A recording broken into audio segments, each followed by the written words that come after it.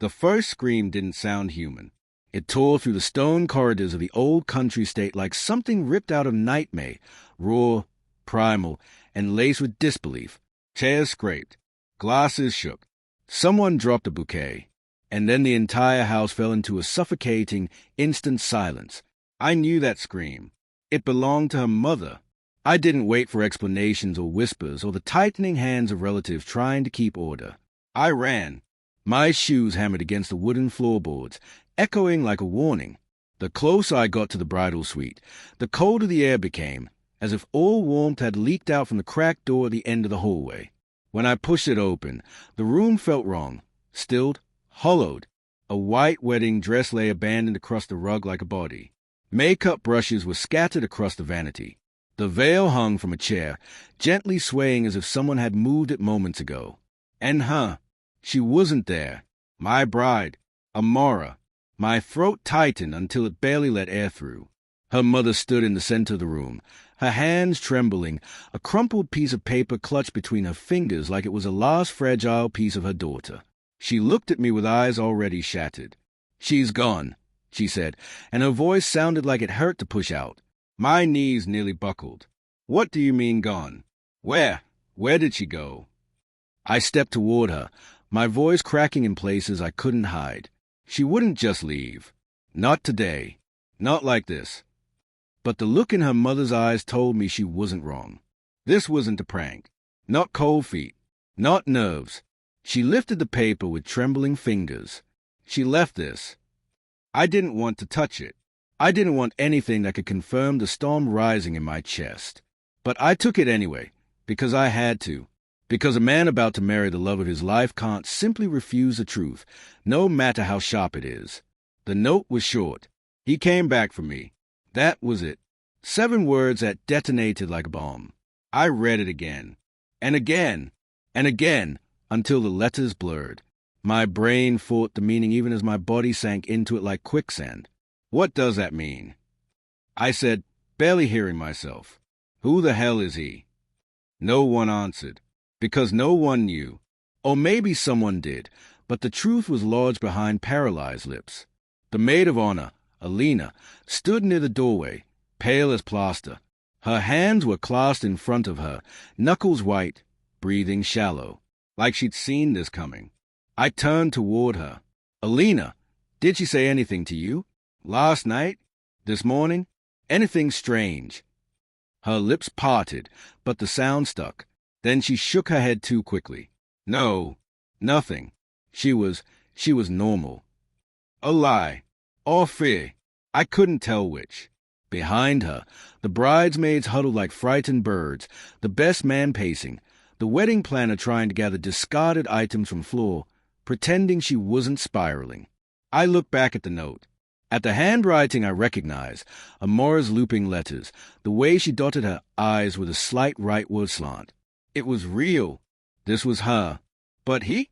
No one in our life fit that pronoun. She never talked about a past lover. Never mentioned some shadowy figure who could show up and take her away on our wedding day like some twisted fairy tale. Unless she hid him from me. Unless he had always been there. The thought pierced deeper than I wanted it to. A dull, throbbing ache formed in my chest, swelling with each beat. But I fought it. I wasn't ready to believe betrayal. Not yet. Not when everything between us had been so real, so vivid, so intense. I forced myself to breathe, even though the air felt too thin. "Everyone needs to stay calm," I said, though I wasn't sure who I was trying to convince, them or myself.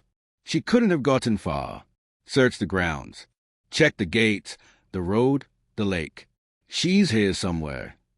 But even as I spoke, there was a cold, heavy certainty settling in the pit of my stomach. She wasn't here. She had left. The house exploded into motion. Shouts, footsteps, doors opening and closing, phones ringing. But the noise felt distant, muffled behind a wall of disbelief. I walked to the window and looked out. The estate sprawled across rolling hills, morning mist hugging the grass. The world looked serene, beautiful, mocking. Weddings are supposed to start with excitement, floral perfume, champagne, and soft laughter drifting through hallways. Not search parties. Not a missing bride. Not a handwritten note. He came back for me. Each time I read it, my mind splintered in a new direction. Was this a threat? A warning? A confession? A cry for help?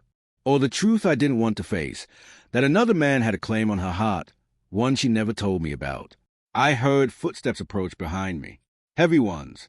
It was her father, usually a rigid man, strict, composed. But now he looked worn, as if he aged 10 years in 1 hour. She wouldn't do this willingly, he said quietly. I didn't tone. You think she was taken. A long silence stretched between us.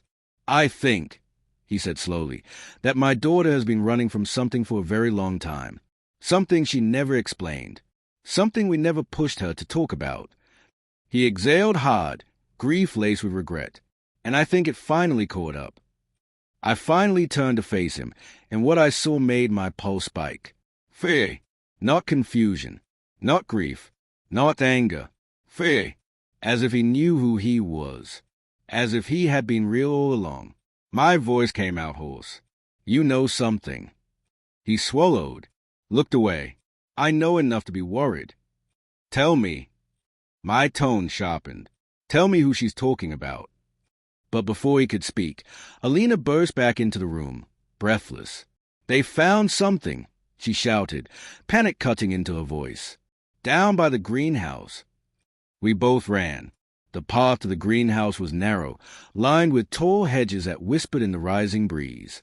My legs moved faster than my thoughts, until I nearly tripped when someone shouted for us to stop. A group of guests stood clustered near the old wooden archway that led to the greenhouse gardens. Their faces were pale, eyes wide, as if they had stumbled onto something terrible. I pushed through them, ignoring the gasps. Then I saw it. A single line of footprints in the soft morning soil. Bare feet. Small. The size of hairs.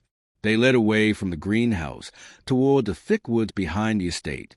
But what made my blood run ice cold was what lay beneath the archway. Her engagement ring. Placed neatly, intentionally, as if she'd taken it off without hesitation. I felt something inside me crack open. This wasn't a kidnapping. This wasn't fair. This was a choice. Her father covered his mouth with his hand, shaking his head. Alina stepped closer, her voice trembling. She walked out willingly. No, I whispered, but the evidence was undeniable. The note, the footprints, the ring. A terrible truth began to uncoil inside me, slow and venomous. She didn't run from someone. She ran to him, whoever he was. I stared down the path, disappearing into the dark line of trees. The woods seemed to swallow the footprints whole, dragging her father away from everything we built. My wedding morning had turned into a crime scene of broken promises. I felt the first sting of betrayal, hot and sharp, digging under my ribs. But then, just as the world closed around me, someone tugged on my sleeve. It was a little girl, a flower girl, 6 years old, crying. I saw her, she whispered, voice cracking. I saw the man she left with. My entire body chilled. I crouched down, trying to steady my voice. Where? When? She wiped her tears with a tiny hand. Outside my window, early in the morning. She was crying, and he held her hand. My throat tightened. What did he look like? She drew in a shaky breath. I don't know, but he looked like he knew her, like she was waiting for him. She hesitated, and she called him by name. I felt my pulse thundering. What name? I asked. She swallowed hard. Elias. The world lurched. Elias. A name Amora had never spoken, never mentioned. A name that now felt like the first crack in the truth I was never supposed to uncover. And deep inside me, something darker whispered. This wasn't the end. It was a beginning. The name echoed in my skull long after the flower girl ran back toward her mother, sobbing into her dress. Elias. It felt wrong in my mouth, unfamiliar, sharp, like a name that didn't belong anywhere near Amora, near our life, near our wedding day. I stood there frozen, every breath jagged, trying to reconcile the reality in front of me with the woman I thought I knew. Alina stepped closer, her voice barely above a whisper. She said, Elias. I didn't look at her. I couldn't. My gaze was locked on the woods where Mora's footprints disappeared, swallowed by shadows. Yes, I said, but she doesn't know what she saw. Alina rushed on. Kids imagine things. Maybe she mistook someone. She didn't imagine the ring and the date. I cut in, harsher than I intended. She didn't imagine the note, or the footprints. Alina flinched, and guilt tugged at me, but I couldn't focus on her feelings, not while mine were being ripped open. Her father rubbed his forehead, pacing in small, agitated steps. This can't be happening. She would never leave like this unless. Unless what? I snapped. He stiffened. My tone was confrontational, but I didn't care. I needed answers. Anything. A thread to pull. He exhaled shakily. Unless she believed she had no choice. Every muscle in my body tightened. You're still talking like she was taken. She wasn't. She walked out. She left her ring. Her note said. I yanked the paper from my pocket and thrust it at him. He came back for me. My voice cracked around the words. She wasn't forced. His face folded into something like grief mixed with fear. You don't understand. Then make me understand. I shouted. The silence after my voice faded was thick enough to choke on. I stepped closer to him. Who is Elias? He looked away. I repeated it, slower, sharper. Who is Elias? He didn't answer. Not directly. Instead, he whispered, "Here's a reason she always slept with a window locked." The words punched me in the stomach. What? He still wouldn't meet my eyes. The reason she'd panic at thunderstorms. The reason she changed her number twice in the last year. The reason she never walked home alone after sundown. My breath stuttered. Why hadn't she told me this? Why had she chosen to bear that fear alone? Why didn't you tell me? I asked, voice breaking. Why didn't she tell me? Because she wanted to protect you, her father said softly. She didn't want her past to become your burden. Past. The word scraped deep. So Elias is someone from her past, I said. Someone dangerous. He finally nodded. Yes. And she knew he might come back. She prayed he wouldn't, he whispered. But fear doesn't disappear just because you move on. A cold chill crept through me. Move on. From who? From what? And why had Amora never trusted me with this? Why the hell didn't she tell me? I said again, quieter this time, but heavier. We were about to get married. His voice softened, aged, because she was afraid you'd see her differently. I sank down on a wooden bench near the greenhouse, the world tilting around me. I pressed my palms against my eyes, trying to keep myself from unraveling. Tell me everything, I said. Now. He sat beside me, exhaling like he was releasing years of secrets at once. Elias was complicated, he began. She met him when she was 20. He was older, too old for her, honestly. Intense, charismatic, the kind of man who could make you feel like the center of the universe one moment and invisible the next. I clenched my jaw. He wasn't good for her, he went on. We tried to pull her away before it got worse, but you know how young love is, blinding, addictive. This wasn't love. I knew it already. You could hear it in the way he talked about it, like describing a wildfire. She finally left him after 2 years, he said, but he didn't accept it. His voice faltered. He threatened her. I shivered. Threatened how? Living without her wasn't an option, he whispered. His words, not mine. He said she belonged to him, that she would always belong to him. A sick feeling twisted in my stomach. That was 3 years before you met her, he added. She changed cities, changed everything. She was trying to build a new life. You were part of that. The ache in my chest tightened. So why would she leave with him? Why today, of all days? His father's voice shook. That's what I don't understand. She was terrified of him. Unless. He stopped. Unless what? He closed his eyes. Unless he forced her hand again. I stood abruptly. No, you're not listening. She wasn't dragged. I pointed at the footprints. Those are calm. Even. No signs of struggle. He hesitated. She walked. She left her ring. She left a note. I said, voice hollow.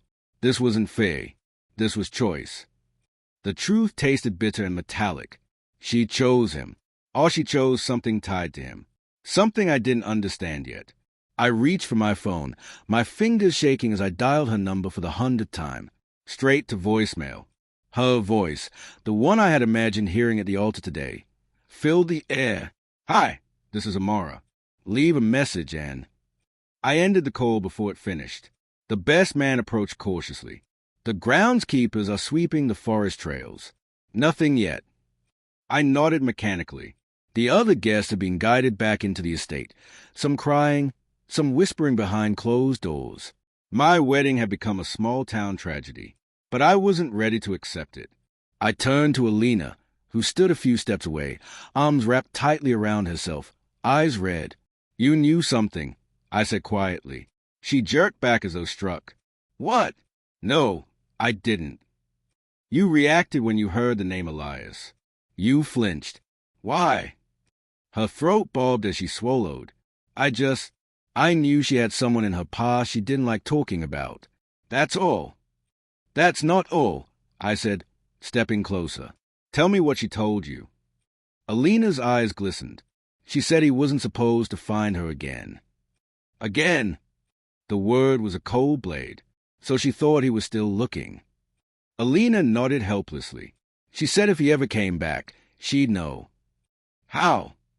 I demanded. I don't know, she cried. But last week, she seemed different. Quiet. Jumpy. I asked her if she was okay, and she said... What? She said, some ghosts don't stay buried. My pulse hammered. Last week, a shift, a warning, and I had missed it. I stumbled back a step, breath catching. The world felt too loud. The rustling leaves, the distant voices, the wind slipping through the hedges. Alina hesitated, then spoke again, voice trembling. She told me she loved you. A tear slipped down her cheek. She said she loved you more than anyone she'd ever known. My chest tightened painfully. Then why did she leave? I whispered. Alina whispered back, brokenly, because she said she didn't want you hurt because of her. The words hit with brutal force. Because of her. Because of Elias. Because of a past she never escaped. I turned toward the woods again, the shadows thickening as the morning sun climbed. Somewhere out there, the woman I loved walked willingly toward a man she feared, or a danger she thought I couldn't face. Maybe both. I took a step forward. Then another. Her father called out behind me, "What are you doing?" I didn't look back. I'm going after her. You don't know what's out there. I clenched my jaw. I know what's not her. And then I walked into the trees, into the dark, into the unknown. Because whatever truth awaited me, whatever betrayal or secret or twisted past she carried, I needed to hear it from her mouth, even if it shattered me. The forest was colder than it should have been for mid-morning. Cold in a way that crept under the skin, threading itself into muscle and bone, tightening with each step I took deeper along the dirt path. Branches arched overhead like skeletal arms. Leaves whispered in the faint breeze, repeating my footsteps back to me in broken echoes. I kept my eyes on the ground, searching for footprints. Haze. But the soil grew firmer as I moved deeper in, the trail narrowing, the earth flattening. The soft impression she'd left behind near the greenhouse had vanished, swallowed by the forest floor. Still, I walked, not because I had proof she'd come this way, but because I could feel her here. A strange, heavy presence in the air, like the faint memory of her perfume mixed with something darker, older, something that didn't belong to her at all. I stopped for a moment and listened. Nothing. No birds. No rustling. No crack of branches under animals. Just silence. Too much silence. I rubbed a hand over my face. My breathing felt uneven, strained. My mind kept replaying the same loop. Her dress on the floor. Her ring in the date. Her note. He came back for me. And the name, Elias, haunted every thought like a specter. I tried to imagine her walking into these woods willingly, barefoot, alone, leaving behind a life we were about to step into together. It didn't make sense. None of it did. I pushed deeper until the estate behind me disappeared completely. The trail curved into a cluster of tall, thin birch trees. Their white trunks looked ghost-like in the filtered sunlight, peeling like old skin. I was about to step forward when I heard a twig snap behind me. I turned sharply. A figure emerged between the trees, a man with a security radio clipped to his belt and a reflective vest half-zipped over his uniform. One of the estate's hired security guards. "Sir," he called, jogging toward me. "Sir, you can't be out here alone." I clenched my jaw. "I'm not leaving without her." He stopped a few steps away, catching his breath. "I understand that, but we're sweeping the woods with teams. If she's out here, we'll find her."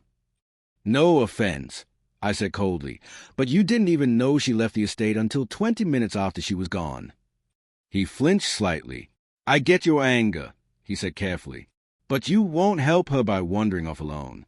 This forest is bigger than it looks." "I don't care." He hesitated, then sighed. "Her father asked me to find you." I froze. "Why?" He said, "You're not thinking straight." "I'm thinking exactly straight," I snapped. "I'm going to find my fiancée." The guard opened his mouth to respond, but something behind me caught his attention. His eyes narrowed, focusing on a point deep in the woods. "What is it?" I asked. He took a step forward, then another. I thought I saw something. Movement. My heartbeat kicked up. "Human?" I pressed. "Maybe. I can't tell." We approached the spot carefully, pushing aside low branches. The guard swept his flashlight across the ground even though the morning light was clear enough. Then we saw it. A scrap of white fabric caught on a thorn bush. My breath caught. It was delicate, thin, lace, the same lace that lined the sleeves of Amora's bridal robe. My chest tightened painfully. "So," the guard said softly, "this looks fresh." I reached out and took the fabric gently between two fingers, my hand trembling. It wasn't torn or frayed. It had snagged recently. She had been here. Minutes ago. Maybe less. The guard's radio crackled suddenly. A voice came through, fuzzy but urgent. "Team 4 to Central. We found something near the North Trail. Looks like, well, you should come see this." A pause. "Is the groom still with you?" The guard glanced at me uneasily. "He is." "Keep him there," the radio voice said. "Central wants him brought back immediately." Immediately. My pulse quickened. What did they find? The guard shook his head slowly. "I'm not sure." "Then ask." He hesitated but lifted the radio. "What did you find?" "The groom is demanding information." A beat of static. Then a voice replied. "A message." My blood ran cold. "What kind of message?" the guard asked. There was a pause, too long, before the answer came. "A message from the bride." The world tilted slightly around me. A message from her? Here? In the woods? I didn't wait. I started walking. "So," the guard shouted, rushing after me, "we need to stay together." But adrenaline had already taken over. My steps quickened, crunching through leaves and branches. I needed to see whatever she'd left. Needed to know what the hell was happening. The guard kept pace beside me reluctantly, muttering protests under his breath. We moved deeper, following the faint crackles of radio chatter. After several minutes, we reached a clearing where two more guards stood hovering over something on the ground. My stomach twisted as I rushed past them. It wasn't her. But the thing she left behind made my heart drop into a slow freefall. It was a white card, a wedding invitation, ours, but it had been shredded down the middle and pinned to the bark of a tree with a small, sharp twig. On the torn surface, written in hurried, uneven strokes, Amora's handwriting, were 4 words. "Don't follow. He's watching." For a long moment, I couldn't breathe. The guard beside me cursed softly. "Jesus Christ." I stepped closer, my breath shaky. My fingers hovered above the card, not touching it, too afraid to smear the ink, as if the message itself was sacred, dangerous. "She wrote this," I said quietly. "She wrote this today." The guards exchanged a nervous glance. "She must know we're looking for her," one said. Another added, "or she wants us to stop." "No, not us." Me. Everything about the message screamed personal. Direct. Frantic. She hadn't written, "Don't follow us," or "Don't come after me." She had written, "Don't follow. He's watching." He. Elias. The forest felt suddenly claustrophobic. Every shadow a threat, every rustle warning. I turned in a slow circle, scanning the tree line. Someone could be out there, right now, watching us, watching me. The guard touched my shoulder. "Sir, we need to go back." "No," I said, pulling away. "You have to understand." He tried again, lowering his voice. "If someone dangerous is here, that's why I'm staying. You're not trained for this. She's my fiancée." My words came out raw, blistered. He exhaled in frustration, then signaled to the others. "Bag the note. Photograph everything." "No," I snapped, stepping between them and the tree. "Leave it. We need evidence. You're not taking the only thing she left for me." My fingers tightened into fists. For a moment, no one moved. Then the guard stepped back reluctantly. "Fine," he said, "but we're still taking you back to the estate. You'll have to drag me." His jaw clenched. He signaled to one of the others. "Get her father on the radio." Before they could act, a faint sound drifted through the trees. I froze. A woman's voice. Soft, distant, broken. "Please." It was a whisper carried by the wind, but I recognized it instantly. Her voice. "Amora." My heart slammed so hard it hurt. "Did you hear that?" I breathed. The guards looked around. Tense. "Could be an echo," one said. "No," I shook my head sharply. "It's her." The voice came again, barely audible but unmistakable. A sob. A plea. Fading. Something inside me snapped. I ran, ignoring the guard shouts, ignoring the branches cutting against my skin, ignoring the fear clawing up my spine. Because she was out there, calling for someone, calling for me. And even if Elias was watching, even if he was waiting, I didn't care. I pushed through the trees until the forest opened into another clearing. My breath tore out of me as I stumbled to a stop, because something was there, something that didn't belong. A small silver locket, half buried in the dirt. Her locket, the one she never took off. My chest tightened. As I reached for it, a shadow shifted behind a tree at the edge of the clearing. A tall figure. Still. Watching. My breath caught. "Elias." I whispered, but the shadow slipped back behind the tree and disappeared. The clearing fell silent, and the locket in my hand suddenly felt like a warning, a breadcrumb, a trail not meant for safety, but for a trap. For a long moment, I just stood there, frozen, the locket clutched in my shaking hand, as a shadow that might have been a man, might have been him, disappeared into the forest dark throat. The air felt heavier now, thicker, like the woods were holding their breath, all like something inside them was. I stared at the tree where the figure had stood, but the silence that followed was so total it made my skin crawl. My breath fogged in front of me even though the morning wasn't cold. Every instinct in my body screamed that I wasn't alone. But I couldn't move, not until I opened the locket. My thumb traced its small silver shape, the one I'd seen resting against Amora's collarbone every single day. She'd never told me what was inside. Every time I asked, she'd smile gently and say, "Some memories are better left closed." Now it felt like the only key I had. I popped it open carefully. Inside was a tiny folded scrap of paper. I unfolded it, hands trembling. 2 words, scrawled hastily, barely legible. "Forgive me." My chest tightened so hard I thought it would split open. "Amora." I breathed, the name breaking like glass. Behind me, branches snapped again, closer this time, and the guards finally caught up, crashing into clearing. "There he is," one shouted. "Sir, stop running ahead." But his voice trailed off when he saw my face. "What happened?" he asked, eyes scanning the clearing. "Are you hurt?" I didn't answer. I couldn't. I was still staring at the locket, at the apology inside it, an apology that felt dangerously close to a goodbye. "What's that?"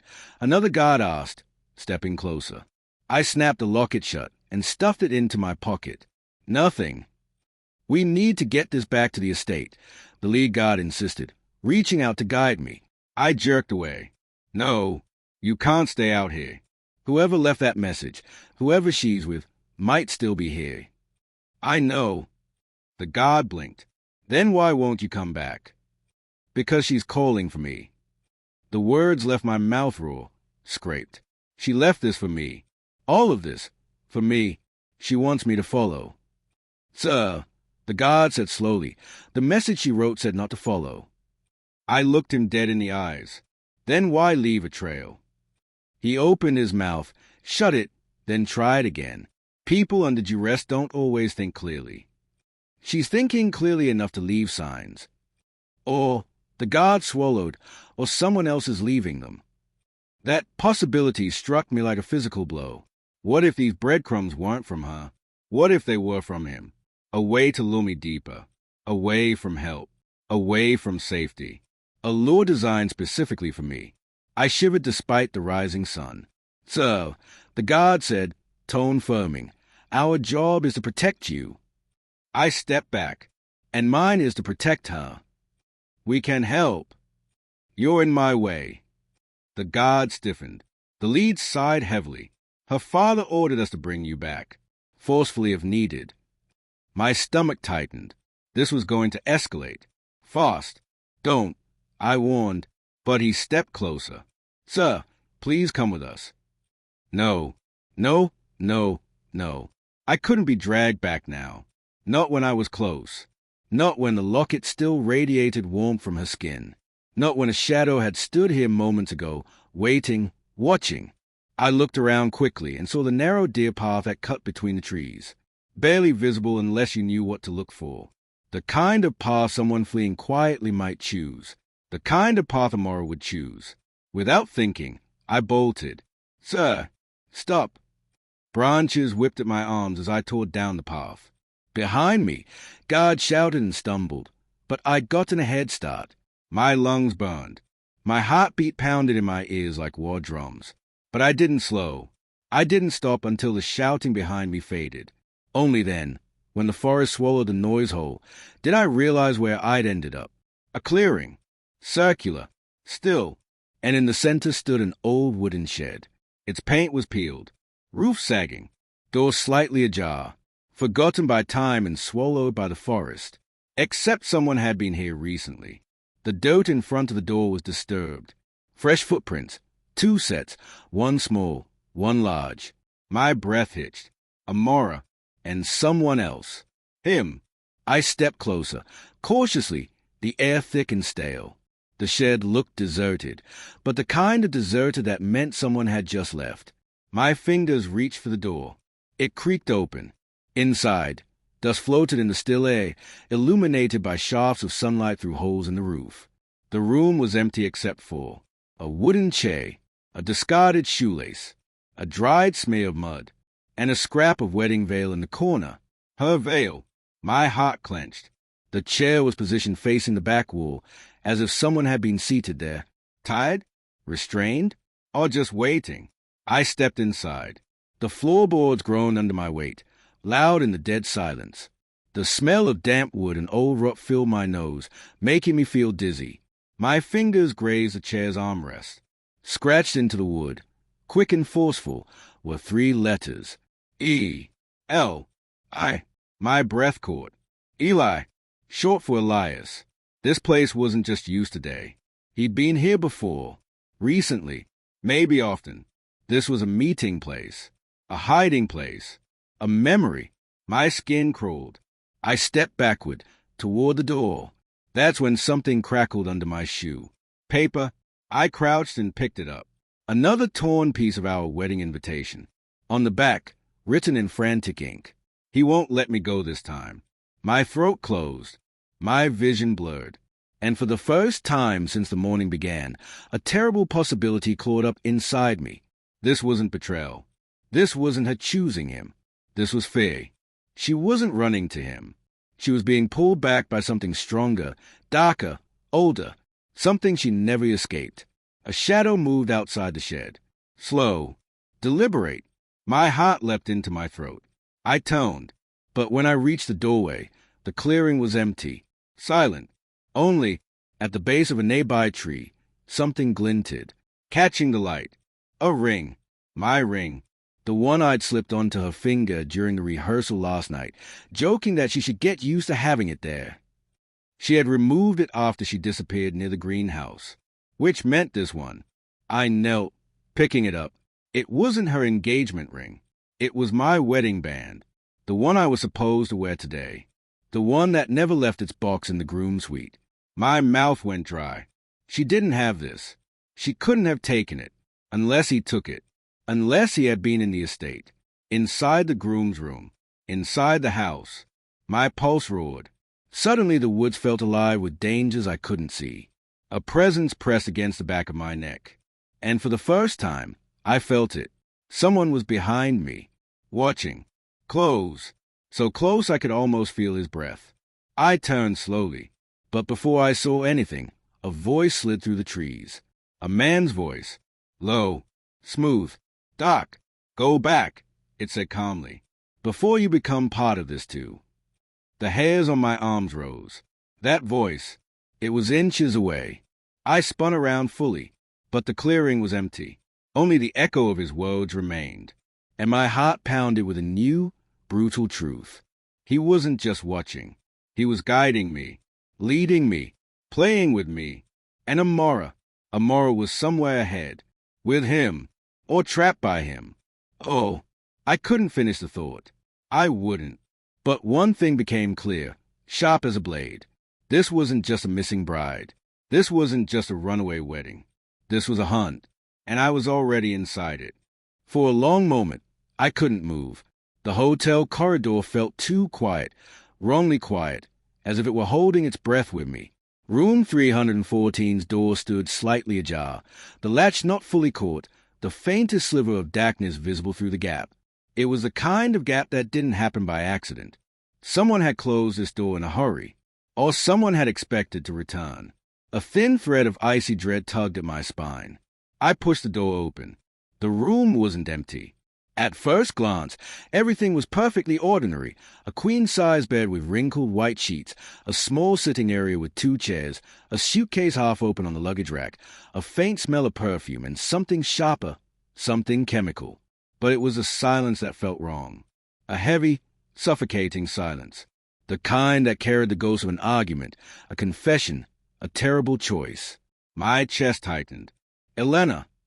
My voice cracked. Only the low hum of the air conditioner answered. I took another step inside. My shoes sank into the thick carpet, muffling each footfall as if the room didn't want noise disturbing whatever had happened here. The air was cold, unnaturally so. Had someone left the AC on full blast intentionally? To hide a scent? To calm nerves? To delay something? I scanned the room. Her purse lay on the chair, her phone on the bedside table. But her engagement ring, her grandmother's heirloom ring, rested alone on the glass surface of the desk, carefully placed in the very center. It glinted under the soft lamplight like an accusation. I stopped breathing. She would never leave that ring. Not willingly. Not casually. Not unless she wanted to send a message. Or unless someone else had taken it off her. That thought cut deeper than I expected. I walked toward the desk and reached for the ring, but halfway there, I froze. There was something else. A second note. This one folded once, placed almost ceremonially beneath the ring. My name was written on the outside in her handwriting, but shakier, messier, rushed. The last letter dragged off, as if she'd been interrupted. My heartbeat pounded so hard it filled my ears. I lifted the ring. The note fluttered to the surface. I forced myself to unfold it. Inside, only 4 words. Do not trust him. No explanation. No signature. No clarity. Just 4 words that cracked open 100 silent fears. Which him? Reed? My father? Her brother? Someone I didn't even know existed? Or him, the one who came back for her? The room suddenly felt too small. My hand trembled slightly as I set the note down. The walls seemed to press inward, the shadows lengthening at the edges of my vision. My stomach twisted with a nauseating swirl of confusion and anger. A soft thump broke the silence. I whipped around. Nothing. Just the bathroom door. It had been slightly ajar. Now it was fully closed. I stared at it. Did the air pressure shift? Did I accidentally nudge it? Or was someone? No, that was paranoia. Just paranoia. Elena wasn't here. The room wouldn't be this calm if she were. Still, I approached the bathroom slowly, each footstep careful, hesitant. My hand hovered over the handle. I pushed it open. Empty. But the mirror was fogged, as if someone had just showered, or had been here minutes ago. The smell of steam and warm water still hung in the air, mixing with a faint floral scent of a body wash. My heart squeezed painfully. I reached out and touched the mirror. It was warm. Warm. Which meant she was here. I whispered. Not this morning. Not last night. Recently. Fear curled around my ribs. Why was she here? Who brought her here? Why leave her purse and phone behind? Why leave me a warning that made no sense? I walked back into the main room, scanning for anything else out of place. There was. The corner chair's cushion was slightly askew, as if someone had sat or leaned heavily on it. The sheets were rumpled and pulled halfway off the bed.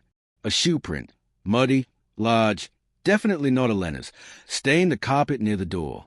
I crouched down to look at it. The print was deep, meaning heavy, meaning horrid, meaning a man who wasn't afraid of leaving marks. My throat dried. Someone had been here. Someone who had no reason to hide his presence. I stood and paced slowly, replaying every detail I had ignored, every odd thing from the last 24 hours. Elena's shaking hands. Her pale face in the photo taken the night before. The way she kept glancing at the doorway during the rehearsal dinner. The way her phone buzzed before she excused herself. Every sign I missed because I trusted her. Because I believed we were okay. Because I thought love protected us from the unseen. I sat on the edge of the bed and ran a hand over my face. None of this made sense. Unless she was scared. Unless someone had forced her hand. Unless the man she wrote about, the one who came back for her, had shown up and taken control of everything. A violent shiver traveled down my spine. I tried to breathe, but the air felt thin. Slowly, I pulled out my phone and called Reed again. He picked up on the first ring. Where the hell are you? His voice was sharp, urgent. I'm at the hotel, I said quietly. Her hotel. She was here. Reed.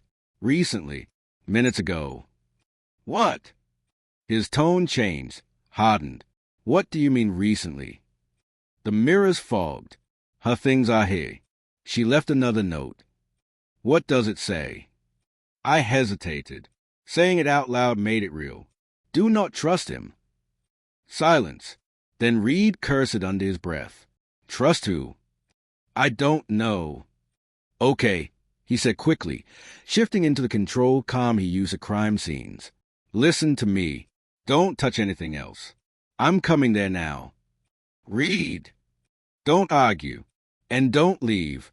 I'll be there in 7 minutes. He hung up. The room felt colder now. I stood and walked toward the door. Then I stopped. Something new had caught my eye. Something small, subtle, nearly invisible unless you were looking for it. A faint line on the carpet near the bed. I crouched down again. It was a thread. A red thread. Not bright red. Deep crimson. The color of a ribbon. Thin, frayed, caught in the edge of the bed frame. Elena didn't own anything red. She hated red. But someone else might. I wrapped the thread carefully around my finger. My stomach churned with a sickening realization that slithered into my thoughts like poison. This wasn't random. This wasn't spontaneous. This room wasn't the beginning of something. It was the aftermath. Something had already happened here. And whatever it was, Elena was caught in it, trying to warn me, trying to reach me, trying to survive it. I pocketed the thread, stood slowly, and forced myself to breathe. Then, a loud knock. I flinched. 3 sharp bangs on the door. Not tentative. Not polite. Authority in the sound. Urgency. It's me. Reed's voice came through the crack. Open up. I walked to the door, hand trembling slightly, and turned the handle. Reed stepped inside, his eyes sweeping the room with the precision of someone who had done this hundreds of times. His jaw tightened. Jesus, he muttered. She was definitely here. I swallowed. You think she was taken. He paused, looked at the bed, then the ring, then the shoes, then the mirror, then me. I think, he said quietly, that someone planned this long before today. A chill ran through me, and I think, he added, we're not dealing with a stranger. I stared at him. What the hell does that mean? He didn't blink. It means, he whispered, whoever he is, he knows you. And with those words, everything inside me changed. Everything. Reed's words didn't make sense at first. He knows you. They echoed in my skull, sharp and cold, bouncing off every memory I had ever tried to bury. For a moment, I couldn't speak, couldn't breathe. The room felt smaller, the lights too bright, the walls too close. I finally forced out a whisper. What do you mean he knows me? Reed didn't answer right away. He scanned the floor, the bed, the area around the desk, careful not to touch anything. His shoulders stiffened when he noticed a muddy shoe print. Look at the shape, he murmured. Wider than average.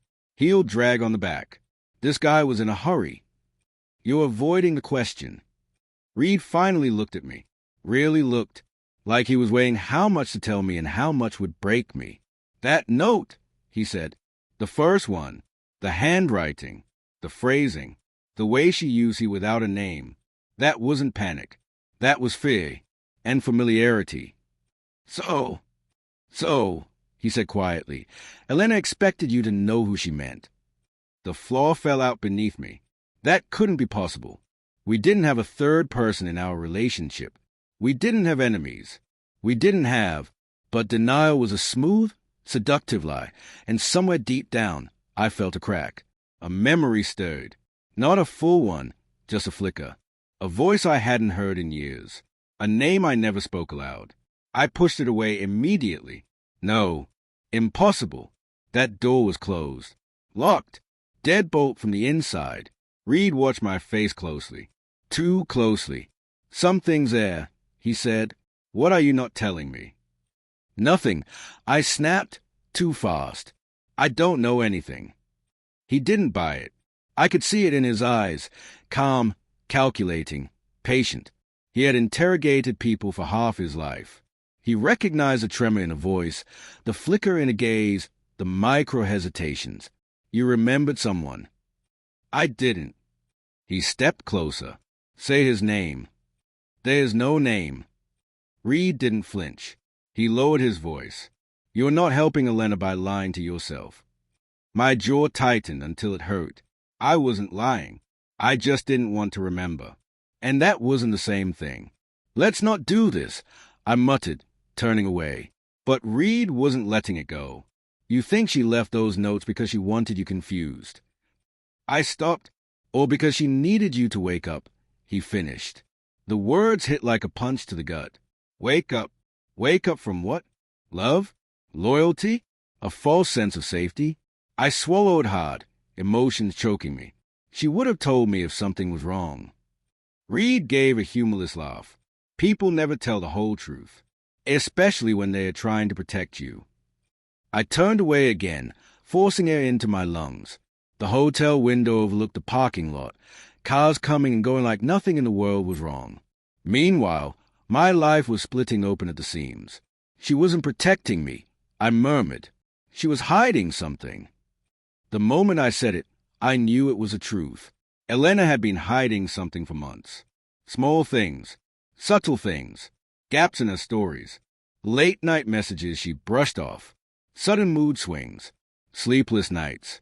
I had wanted to believe she was stressed, wanted to believe she was just overwhelmed by wedding planning, wanted to believe I wasn't losing her. Reed stood behind me, silent. What if she wasn't taken? I whispered, what if she left because she wanted to? That's not what this room says, Reed replied softly. I turned to him. Then what does it say? He pointed at the ring. The notes. The purse. Her phone. No one leaves their whole life behind unless they don't have a choice. A cold wave washed through my body. He was right. He was right about everything. And that terrified me. I scrubbed a hand over my face. My skin felt too tight. My eyes burned. The air felt heavy, suffocating. Reed waited. He always waited. It was his specialty, letting the walls close in until the truth had nowhere left to hide. Finally, I broke. There was someone. I admitted. Reed didn't move, didn't react. He just watched. It was years ago. I said, before Elena, before everything. Someone dangerous. I hesitated. Dangerous didn't begin to cover it. It's complicated. I said. Reed folded his arms. Say the name. My throat tightened. The word tasted like blood and fear and old scars. Elias. Reed's eyebrows lifted. Elias who? That is his name. Just Elias. No last name. Or at least not one he ever told me. Why would Elena write about him? Reed asked. I don't know. She didn't even know he existed. Reed's expression darkened. You never told her about someone who still rattles you after all this time. I glared at him. It wasn't relevant. You sure about that? I wasn't. Not anymore. I took a step back, leaning against the desk to steady myself. He wasn't a friend. And he wasn't exactly an enemy, I said slowly. We crossed paths when I was younger. Stupid. Trying to prove something. He had this hold on people. Not manipulation. Not exactly charisma. More like, I searched for the right word. Gravity. Reed frowned. You think he came back for you? Or for her? That was the question, wasn't it? I didn't know. Maybe he wanted me. Maybe he wanted revenge. Maybe he wanted to finish what he started. Or maybe Elena met him before I ever knew. That thought made my stomach twist. No, I whispered. She wouldn't lie to me about him. She wouldn't. But didn't she? She lied about something. Something that brought her here. To this hotel room. To this fear. To this disappearance. Reed exhaled sharply, grounding us both.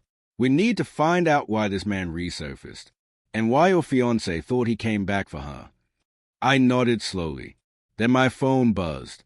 A notification. No, an image. Sent from an unknown number. My heart dropped into my stomach as I swiped it open. It was a photo, taken only minutes ago. Elena, in the back seat of a car. Eyes wide, tear-streaked, lips trembling. And behind her, just a shadow, but a shape I recognized too well. My blood ran cold. Reed saw my face. What is it? I turned the screen toward him. His jaw clenched hard.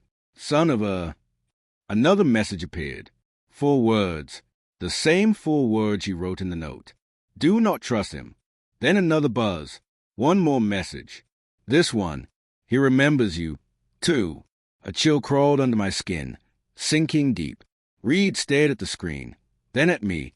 Whoever this is, he said slowly, is not just back. I swallowed. His hunting something. No, Reed corrected. His hunting you. And suddenly, the truth slammed into me like a truck. Elias didn't come back for Elena. He came back for us. The photo burned into my mind long after the phone screen dimmed. Elena in the back seat of a car. Eyes wide. Terror raw and visible. A seatbelt across her shoulder that looked hastily fastened. Tears drying on her cheeks. And behind her, blurred, half-shadow, but unmistakable, a silhouette shaped exactly like a ghost I never wanted to see again. Elias. My chest locked tight.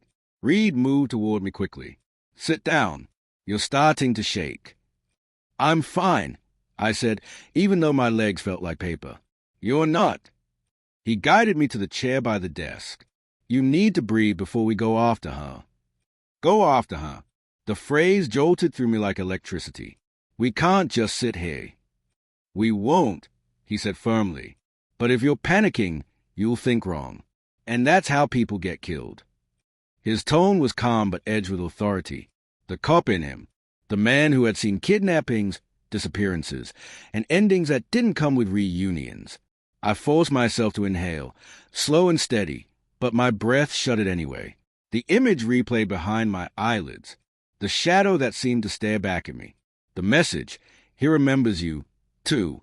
I don't understand, I muttered. How could he even find her? How does he even know about her?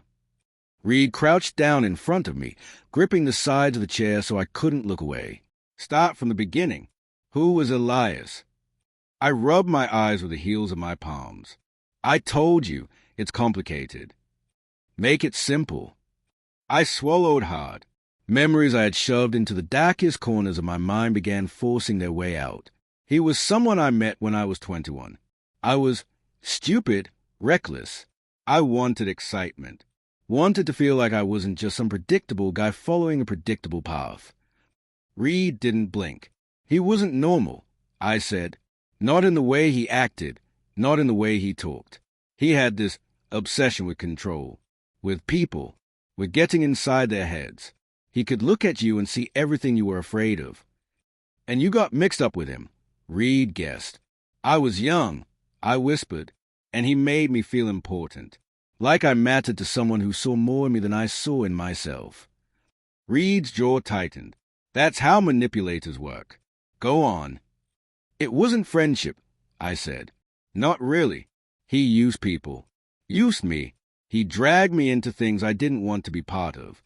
And when I tried to pull away, he didn't take it well. How badly? I hesitated. He didn't hurt me, I said. The truth was more complicated. Elias never touched me. Didn't need to. His weapon was the mind. He could tear your confidence apart, make you doubt everything, your sanity, your memories, your fears. He could twist your own thoughts into knots. He told me once, I said quietly, if you ever walk away from me, I'll follow you like a shadow. Doesn't matter how long it takes. And you believed him. I nodded, because he meant it. Reed stood slowly, rubbing his forehead. Why didn't you tell anyone? Why didn't you tell Elena?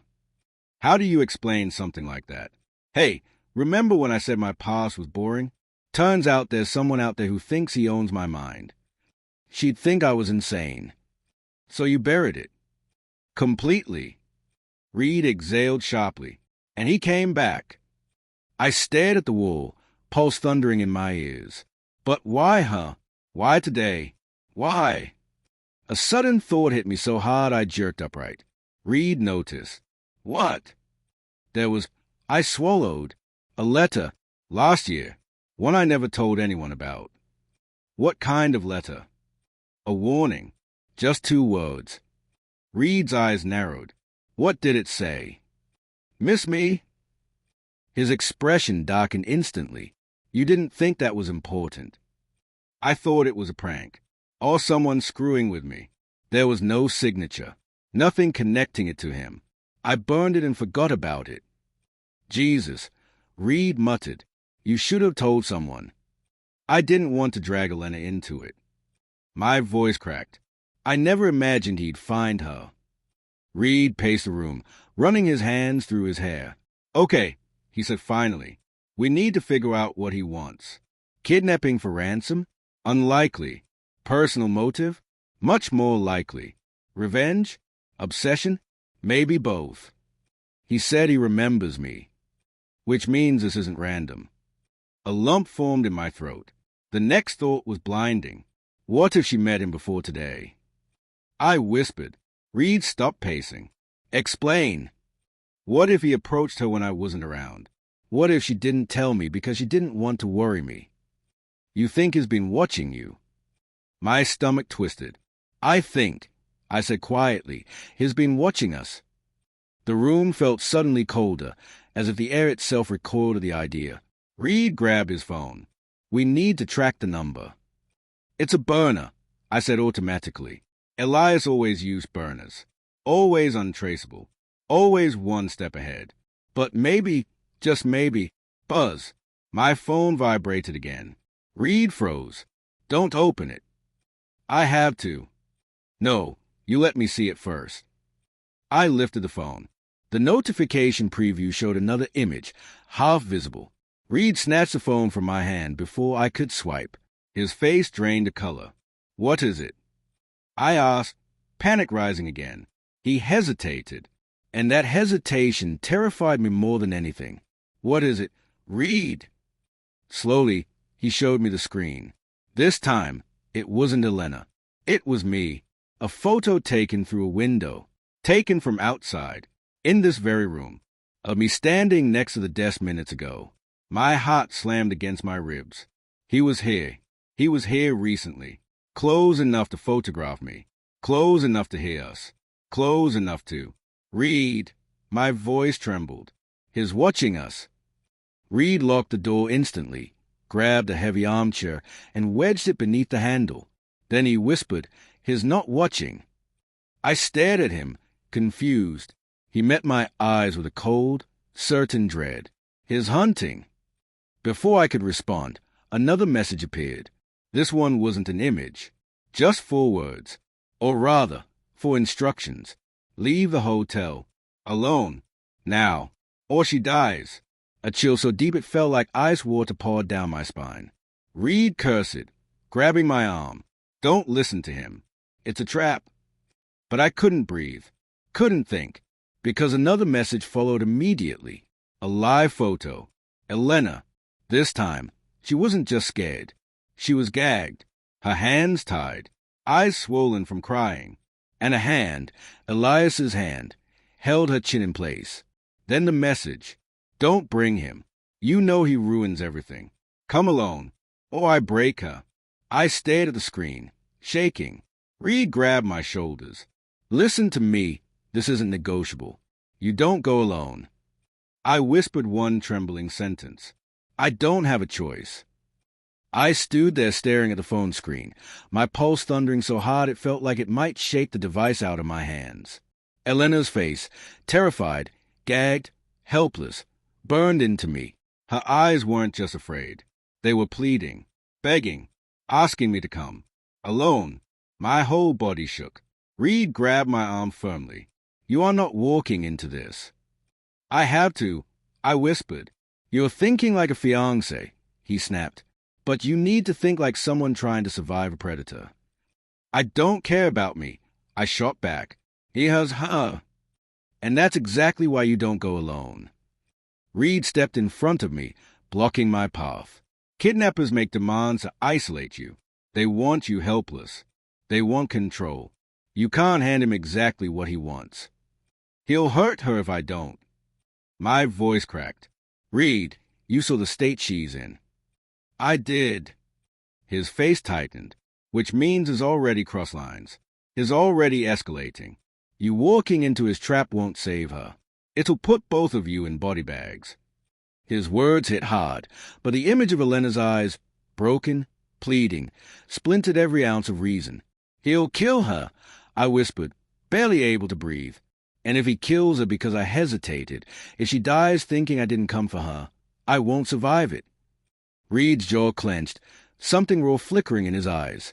He wasn't just my friend. He cared about Elena too. He cared about both of us. "I'm not letting you go alone," he said. "That's not your decision." "The hell it isn't," he snapped. "I'm not letting this psycho get the last word." He said not to bring you. "Why do you think that is?" Reed stepped closer, eyes burning. "Because he knows I'm the only person who can stop him. He wants you alone because you're the easier target." He wasn't wrong, but it didn't matter.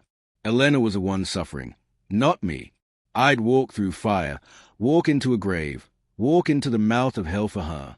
"Reed," I said softly, "please don't make this harder." He closed his eyes briefly, like he was fighting himself. Then he shook his head. "No, I'm not letting you throw your life away." I didn't want to fight him, but Elias was counting on the delay, counting on hesitation, counting on fear to paralyze me. So I took my phone, turned away, and dialed the number that had sent the images. It rang once, twice, then silence, a breath. Not mine, not Reed's. Low, calm, familiar in a way that made my skin crawl. Then, still obedient, Elias murmured, "Good." My breath caught. Reed's eyes widened, and he took a step closer, trying to listen. But Elias heard the movement instantly. "Tell your little policeman friend," he said, voice smooth as ice, "to step away from you." My heart stopped. His nut. "Now." I motioned for Reed to back up. He resisted at first, then reluctantly stepped away, eyes locked on mine. That's better, Elias said. You always were a good listener. Cold sweat slid down my back. What do you want, Elias? I forced out. His voice softened like he was greeting an old friend. I want to finish what you tried so hard to run from. I didn't run. You did, he said. You ran so far you convinced yourself you'd escaped. Built a life. Found love. A low chuckle. Pretty love. Soft love. Weak love. My stomach twisted in rage. She has nothing to do with us. Oh, she has everything to do with you, Elias replied. And you have everything to do with her fear. A sharp sound cut through the phone. Elena crying. My vision blurred with panic. Elena! I shouted. Sure, Elias whispered. She can hear you. She's listening very closely. Aren't you, sweetheart? Another muffled sob. I nearly collapsed. What are you doing to her? I'm teaching her something, he said. Something about promises. Something about you. My knees buckled, and I had to grip the edge of the desk to stay upright. What do you want from me? Oh, good things, Elias said softly. Come to me. Come alone. No police. No heroics. A pause, or I'll let her show you how beautifully she screams. I felt my soul tear. Where? My voice was barely a whisper. Don't worry, he said. I always choose a place. You'll know it. The line clicked. Dead. I dropped the phone like it burned my skin. Reed grabbed my shoulders, panic in his voice. What did he say? He wants me, I whispered. Alone. Not happening. He has her, Reed. And I have you. I'm not letting this bastard take you both. He said he'd kill her. He can't, Reed barked. Not until he gets what he wants. Which is me. I shouted. I'm the reason she's in this. Don't you get that? Reed froze. It was the first time I'd admitted it aloud. The guilt slammed into me like a truck. He didn't come back for her, I said, voice breaking. He came back for me, and she paid the price. Reed shook his head hard. No, he chose her. He made the decision to involve her. That's on him, not you. But the words didn't reach me. I had to go. No. I stepped away, but Reed blocked the door. You go out that door, he said, voice low and trembling, and I'll have to follow you. You can't. I will. You'll get her killed. That's not a guarantee. It is, I whispered. Reed looked at me like I had personally betrayed him. Please, I said quietly, let me do this. He shook his head. You're walking into a death trap, and you're expecting me to stand aside while you do it. I'm expecting you to save her after he realizes I came alone. That's not how this works. It's the only way. We stared at each other for a long, agonizing moment. Finally, Reed exhaled sharply and looked away. Give me 10 minutes, he said. Just 10 minutes to think. I didn't let him finish, because at that exact moment, my phone buzzed again. One new image. I opened it, and the world tilted. It was a live video, just 2 seconds long. Shaky, close up, a knife press against Elena's throat. Reed saw it too. Then the message underneath. 10 minutes is too long. Come now. Alone. Oh, watch her bleed. My breath stopped. Reed backed away slowly, realization breaking across his face. He knew he couldn't stop me, and I knew I was already gone. I pocketed the phone, walked past him, and reached for the door. Reed didn't touch me this time, but he whispered, voice cracking for the first time. He won't let you walk out alive. I didn't look back. I don't care, I said, and I left the room. The air outside tasted like metal, sharp, cold, electric, like the atmosphere right before lightning strikes. Every step I took toward my car felt unreal, like I wasn't walking but floating, dragged forward by panic and guilt instead of my own legs. The world around me blurred. The sunlight, the street, passing voices, everything. All I could see was Elena's face. All I could hear was Elias's voice. All I could feel was a clock ticking down to something irreversible. I got into my car, locked the doors, and pulled out of the lot as fast as I could. Reed didn't follow. He knew I'd see him. He knew it would get Elena killed. He knew he couldn't come. But he also knew he wasn't finished. I could feel it. The message came exactly 60 seconds later. Turn left at the next exit. It wasn't an address. Wasn't a location. Just directions. He wanted control. I took the exit. Another message. Straight for 3 miles. My hands tightened around the steering wheel until my knuckles turned white. The road narrowed into industrial territory, abandoned warehouses, empty parking lots, chain-link fences with rust creeping up like decay. Perfect place for someone like Elias.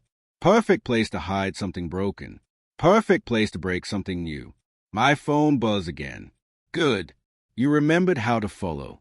My stomach twisted. Then another. Stop talking to yourself. I can see you. I slammed the brake so hard the tires screeched. My chest seized. Eyes flew to the rearview mirror. Nothing. To the side mirrors. No one. Behind fences, rooftops, empty windows. Nothing but shadows. But he was watching. Somewhere. Somehow. I took a shaky breath and drove again. A final message came through. Warehouse 12. No more directions. No threats. No time warnings. He didn't need them, because he already knew I would obey. Warehouse 12 towered ahead. Massive. Silent. Its metal siding peeling like old skin. The windows were boarded up. The sliding door hung crooked on its track, half open like the building was exhaling. I parked, grabbed my phone, and stepped out. My legs felt weak. My heartbeat hammered against my throat. My breath fogged in the cold air. The gravel crunched under my shoes, each step sounding louder than it should, echoing in the stillness.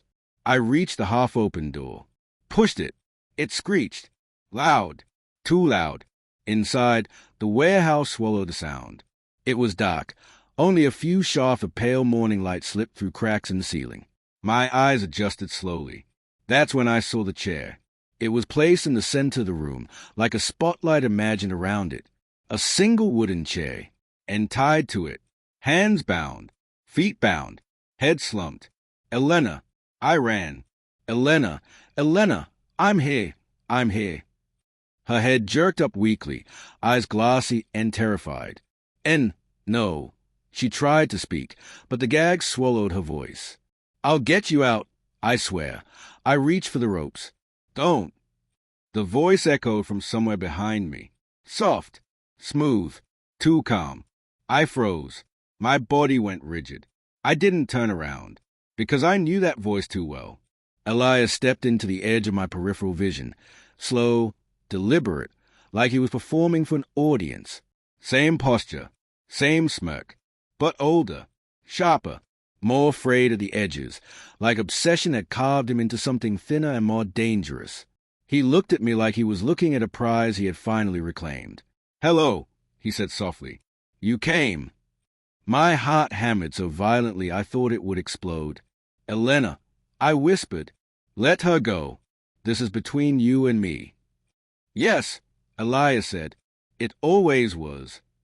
He walked around behind her chair, fingers brushing lightly over her shoulder. Elena flinched so hard her entire body shook. Don't touch her, I snapped. Elias tilted his head, amused. Ah, there he is. The fire. The bite. I missed this version of you.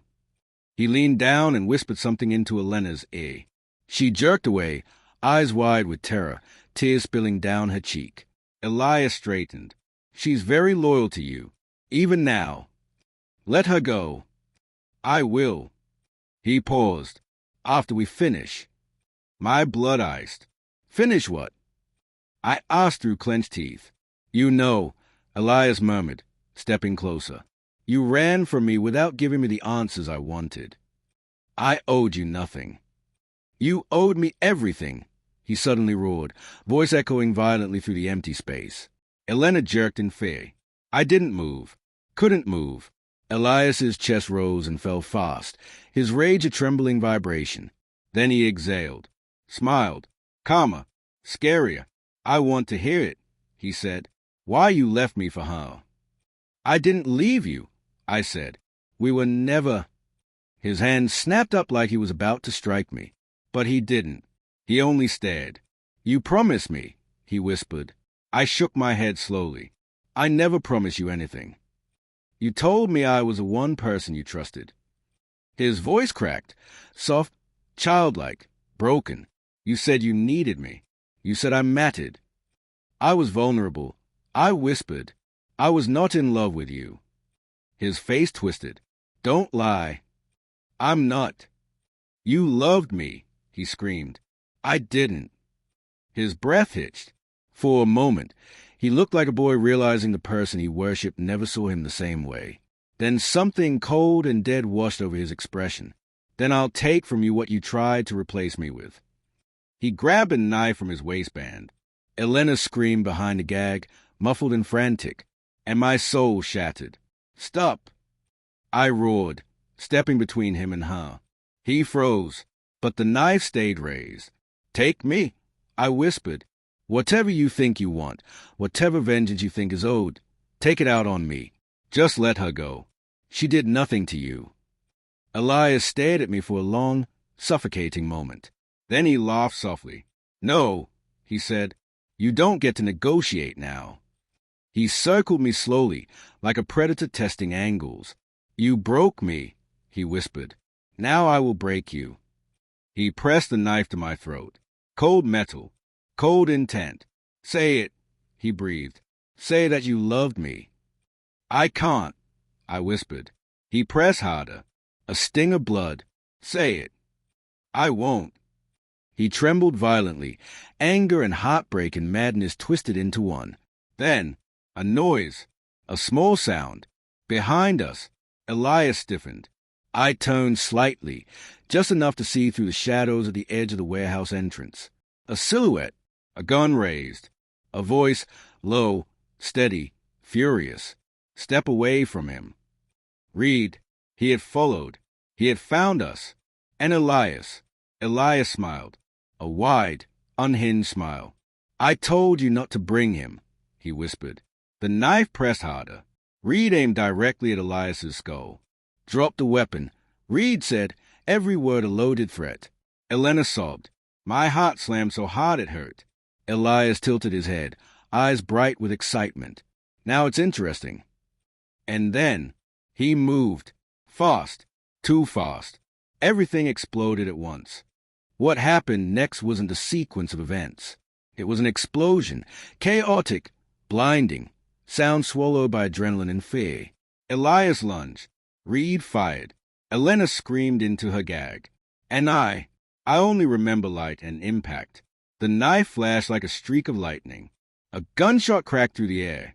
My body instinctively moved toward Elena, to shield her, protect her, be the one he hit instead of her. A burning sting tore across my side. Warmth spilled down my torso. Blood. Elias stumbled from the force of Reed's bullet grazing his shoulder. He didn't fall. Didn't even scream. He only turned, eyes wide with something like awe. "You brought him," he roared, pointing the bloody knife toward Reed. Reed advanced slowly, gun steady. "Drop the knife. Now." Elias laughed, breathless, manic. He broke his promise. He always breaks his promises. I press a hand against the wound in my side, trying to stay upright. "Elena," I whispered. "It's okay. Stay down." Her eyes brimmed with silent terror, terror for me. Elias spun toward me, the knife rising again, and something inside me snapped. "No more," I said, my voice low and shaking. He froze, shocked that I spoke like I meant it. "No more," I repeated, stepping in front of him, despite the pain tearing through my body. "This ends now." For the first time since I'd walked inside, Elias faltered. His expression cracked. Fear, desperation, confusion all fighting for the same space. "You said you needed me," he whispered. "You said I mattered more than anyone." "That was before you chose this," I said. "Before you chose violence. Before you chose obsession over love." His hand shook. "You lied." "No, Elias. You lied to yourself." He stared at me like I'd stabbed him. And then, voice trembling, he asked, "Why her? What does she have that I never did?" I didn't answer with cruelty. I answered with truth. She never tried to own me. The words hit him like a physical blow. His face twisted, not with hate, but with heartbreak so deep it fractured whatever part of him was still human.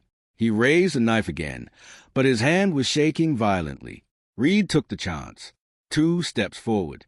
Gun pressed against Elias's temple. "Drop it," Reed growled. Elias's chest heaved. His eyes darted between us. Me bleeding, Elena tied, Reed steady and ready. He knew he'd lost. But instead of surrender, he whispered something so soft I barely heard it. "If I can't have you, no one gets the ending they want." Then he moved, not toward Reed, not toward me, toward Elena. It happened fast. Too fast. I yelled. Reed lunged. Elias reached her chair, and the knife slashed downward. I threw myself between them on instinct alone. Pain exploded through my shoulder like fire. Elena screamed, muffled and panicked. Reed fired again. This time the bullet hit. Elias dropped hard. His body hit the concrete with a final, echoing thud. The knife clattered beside him. Silence swallowed everything. For a few seconds, all I heard was a pounding in my ears.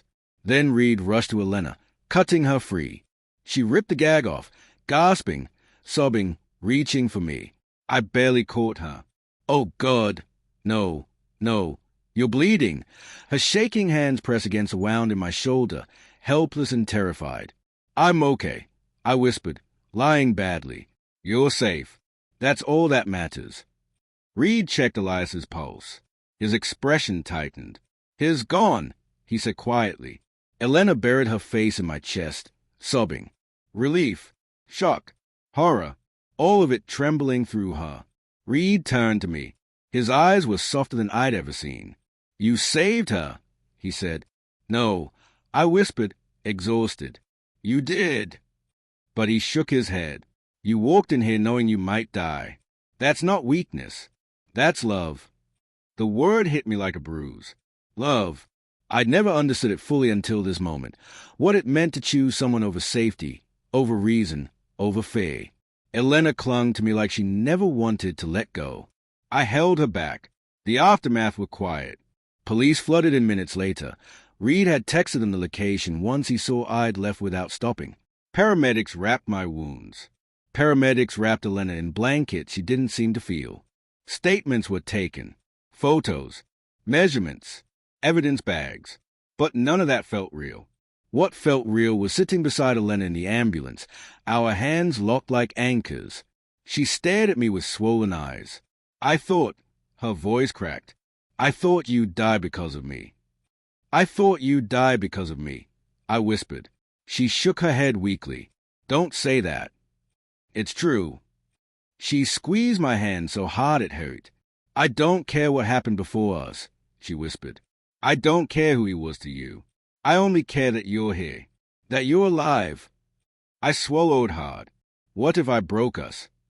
I asked, by not telling you about my past with him, by making you face danger you never asked for. She leaned her forehead against mine. "You didn't break us," she murmured. "He tried to, and he failed." Her eyes closed, tears slipping down her cheeks. "You saved me," she whispered. "That's all I'll ever remember." I exhaled shakily and pulled her close. For the first time since I found her missing, I let myself breathe. 2 months later, we visited the warehouse site again, not to relive the fear, but to close the wound. The building had been torn down. Nothing left but flattened dirt and construction markers. Elena slipped her hand into mine. "Does it still stay in your head?" she asked softly. "Every day," I admitted, "but it's quieter now." She nodded. "Me too." We stood there for a long moment as the wind scattered dust over the empty lot. Then Elena turned to me. "I want to move forward," she whispered. "With you, if you still want that." I looked at her, the woman who had survived terror, heartbreak, trauma, and still looked at me like I was worth choosing. "I want that more than anything," I said. Her hands trembled as she took mine. "Then let's leave this place behind." So we walked away, together, and for the first time, the future didn't feel like something we had to outrun. It felt like something we could build, honestly, openly, without the shadows that nearly destroyed us.